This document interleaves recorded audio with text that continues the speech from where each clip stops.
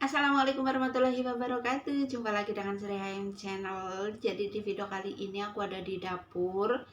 Ini adalah tempat aktivitas aku atau tempat kerja aku yang paltah ya teman-teman. Jadi memang kerjaannya masak ya pastinya ada di dapur. Jadi nggak punya tempat spesial untuk bikin vlog, untuk bikin video kayak gitu nggak ada ya. Jadi ya tempatnya ala kadarnya di dapur ya, namanya juga hanya seorang babu.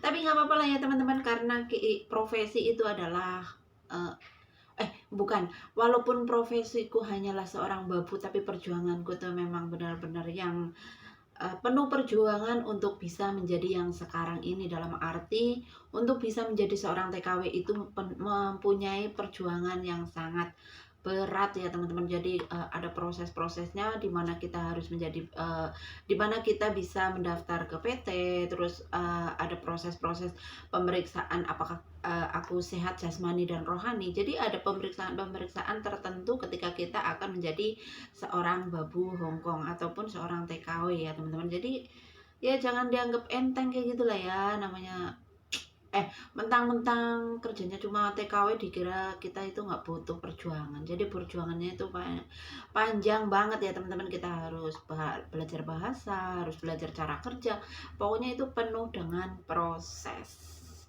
Lupakan saja ya untuk proses-prosesnya, karena sekarang yang penting adalah sudah kerja. Itu yang penting adalah bisa kerja dengan baik, bisa menjaga amanah dari majikan, ya kan? Bener nggak sih? Jadi untuk teman-teman semua ya, selamat menunaikan ibadah puasa, yang sedang puasa, yang nggak puasa juga. Mudah-mudahan sehat selalu, sukses selalu, semangat selalu. Karena orang lain bisa, insya Allah kita juga bisa ya. Kalau kita berani mencoba, berani berusaha, insya Allah juga bisa merasakan kesuksesan seperti teman-teman semuanya. Jadi di video kali ini aku mau melanjutkan video yang kemarin ya teman-teman. Kemarin kan aku membahas soal puasa ya. Jadi boleh tidaknya kita sebagai TKW itu puasa di Hong Kong kayak gitu ya. Sebenarnya nah, karena aku salah ngomong, aku tuh kalau ngomong tuh nggak pakai briefing, nggak pakai catatan. Jadi kalau ngomong tuh asal cuap. Itu kebanyakan kesalahan-kesalahan yang gimana gitu. Jadi aku mau ngebahas puasa di Hong Kong ya. Puasa di Hong Kong.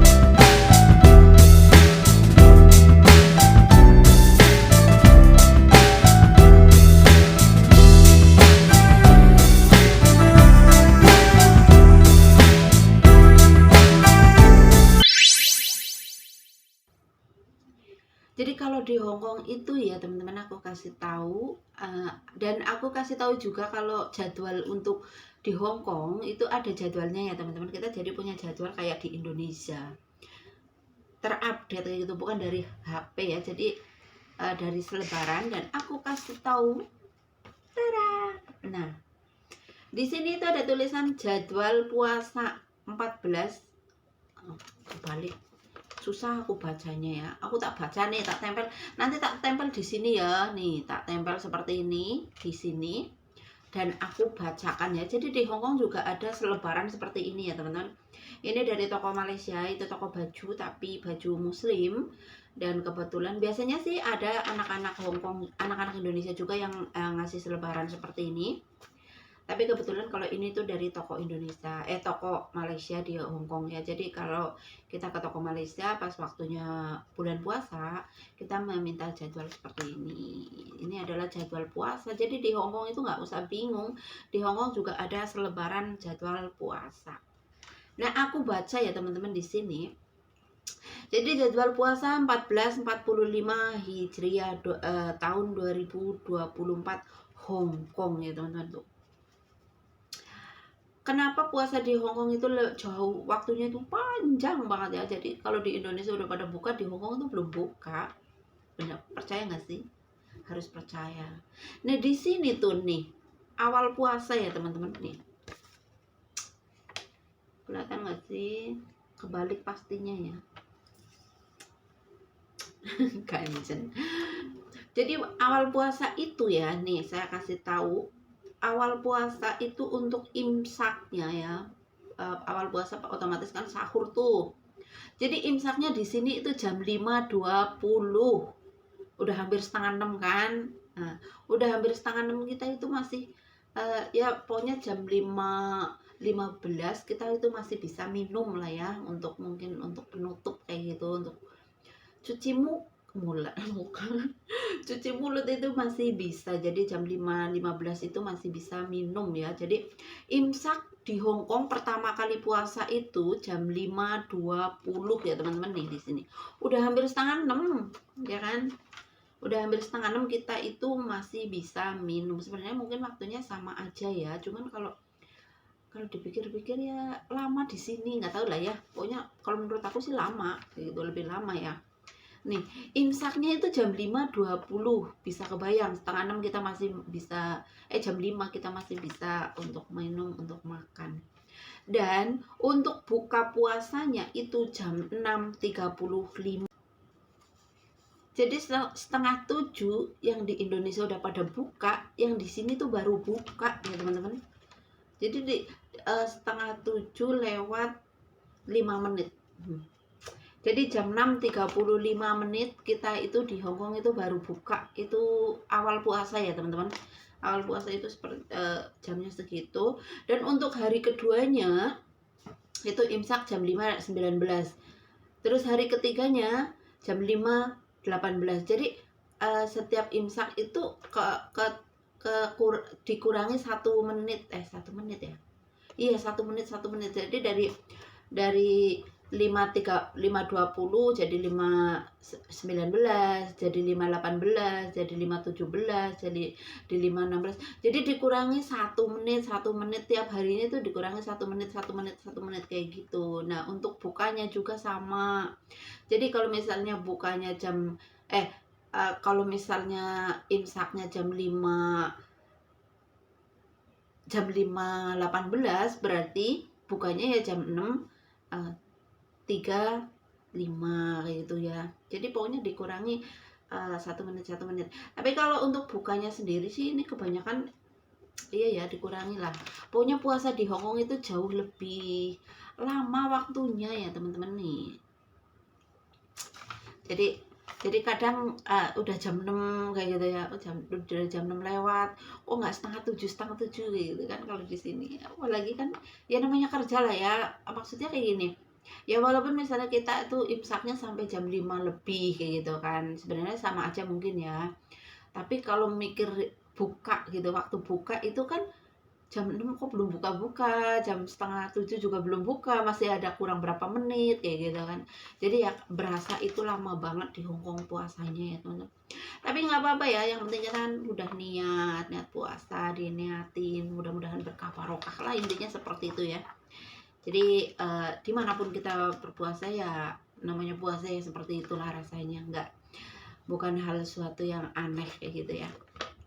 Jadi sekali lagi kalau di Hong Kong pun ada jadwal puasa ya teman-teman nih. Seperti punyaku.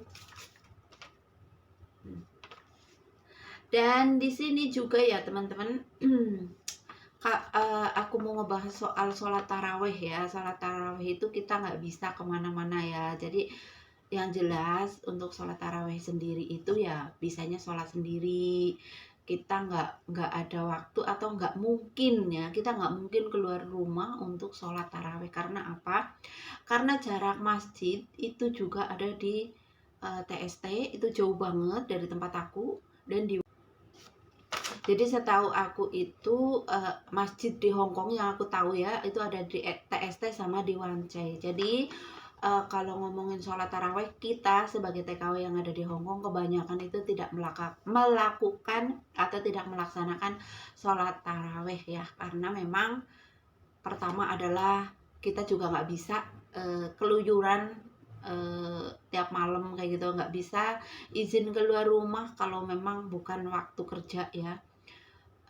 Ya intinya seperti itu ya teman-teman, namanya kita di rumah orang apalagi malam-malam dan tempatnya jauh gitu, itu juga nggak bakalan diizinin dan nggak boleh, intinya seperti itu kecuali kalau mungkin yang tempatnya deket sama Wance atau sama TST mungkin dia izin boleh ya. Tapi kalau seperti saya sampai 1 jam ke sana itu nggak mungkin. Jadi sekali lagi untuk sholat taraweh di Hong Kong itu kebanyakan tidak melaksanakan ya memang karena keadaan. apalagi kalau yang majikannya maafan kan. Jadi seperti itu ya teman-teman.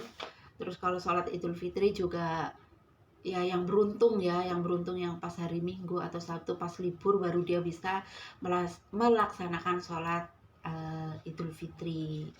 Jadi ya memang ya kembali lagi semuanya adalah pilihan ya, ketika kita memilih untuk mengerjakan sesuatu atau memilih untuk menjadi TKW, berarti kita harus siap dengan segala resikonya ya teman-teman. Jadi bukan hal yang harus disesali, bukan hal yang harus ya kayak gitulah ya, pokoknya kayak gitulah ya. Intinya ketika kita sudah mengambil keputusan, oke, saya mau, berarti kita itu sudah siap dengan segala resikonya. Menurut aku seperti itu ya teman-teman. Jadi kalau disalahin ya memang salah kayak gitu kan. Ya pokoknya seperti itu ya teman-teman. Sekali lagi, jadi jangan dibahas-bahas soal agama karena biasanya sensitif. Dan aku cuman mau ngasih tahu kalau di Hongkong itu ada jadwal puasa. Terus kita juga kalau majikan ngizinin, kita juga bisa melaksanakan puasa, melaksanakan sholat Idul Fitri. Tapi yang pasti kalau untuk umum, untuk kebiasaan-kebiasaan kayak gitu, kita sebagai TKW itu nggak bisa melaksanakan sholat taraweh di masjid ya teman-teman. Memang sih rasanya tuh kangen banget tuh, pingin kumpul keluarga, pingin bersama keluarga. Tapi ya namanya kebutuhan lebih utama kayak gitu ya, karena ya gimana lagi sih. Jadi semangat selalu untuk teman-teman pahlawan devisa dimanapun kalian berada. Intinya semangat selalu lah ya, dimanapun kita berada. Yang pasti kita bekerja untuk keluarga dan ingin keluarga itu menjadi keluarga yang lebih baik, ekonomi yang lebih baik, seperti itulah ya. Jadi semangat selalu untuk teman-teman semua yang sedang melaksanakan puasa di bulan Ramadan ini. Terima kasih banyak. Nah, jadi itu tadi ya teman-teman, penjelasan sedikit mengenai puasa di Hong Kong. Sekali lagi ada jadwal dan ada masjid di Hong Kong juga, yang aku tahu cuma 2. Nggak tahu yang lain di mana. Pokoknya kalau ada yang tahu ya silahkan komen, nggak apa-apa ya.